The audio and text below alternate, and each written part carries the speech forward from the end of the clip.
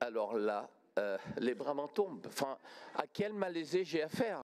Est-ce que c'est la malaisée main droite qui fait une alliance contre nature avec un président de département et dont le vote absolument essentiel a permis à ce département, dont la vocation sociale est reconnue et obligatoire par la loi, ce vote-là a permis à ce département de se désengager et sacrifiant cette île de loisirs? Est-ce que c'est cette malaisée-là qui, avec une incurie toute trouvée, assume publiquement d'avoir demandé à son élu de se présenter à un vote où, théoriquement, d'abord, elle n'y va jamais sur cette île. J'ai regardé ses feuilles de présence, elle est quasiment jamais présente.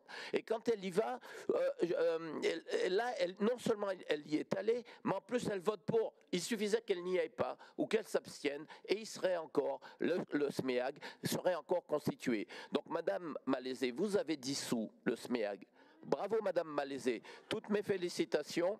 Vous avez dissous le SMEAG, vous avez absous le Conseil régional des Yvelines de toute responsabilité vis-à-vis des populations que vous parlez à longueur de journée, mais dont vous ne vous souciez pas. C'est ça la seule réalité. Et la région aujourd'hui assume une responsabilité qui est extrême. Parce que faisons-nous avec cette DSP, Madame Malaisée? Vous parlez de privatisation, mais quand vous étiez au pouvoir, combien d'îles de loisirs étaient gérées par l'UCPA? Là, c'est l'UCPA qui va être en première ligne. Combien d'îles de loisirs étaient gérées par l'UCPA? Vous en aviez quelques-unes, Madame Malaisée. Vous voulez que je vous en fasse la liste? Et à l'époque, que ne vous parliez-vous pas de privatisation? Madame Malaisée, dans cette affaire-là, nous allons non seulement investir, mais en face, il y aura beaucoup plus d'investissements, mais nous allons mettre du COS. Vous savez ce que c'est ça? Les quasiment sur la délégation 15 millions.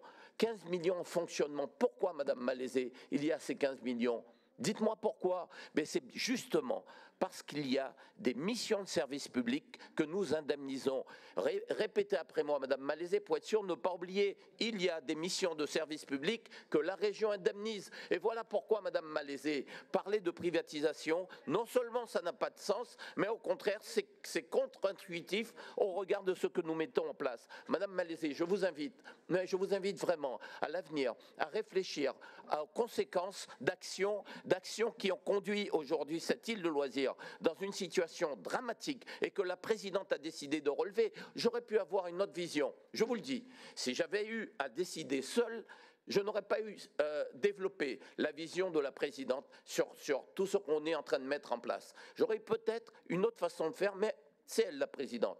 Et la présidente, on le sait, a dans son ADN la vocation sociale, parce que c'est une mère de famille et c'est la mère de tous les Franciliens. Vous méritiez d'avoir cette vision des choses.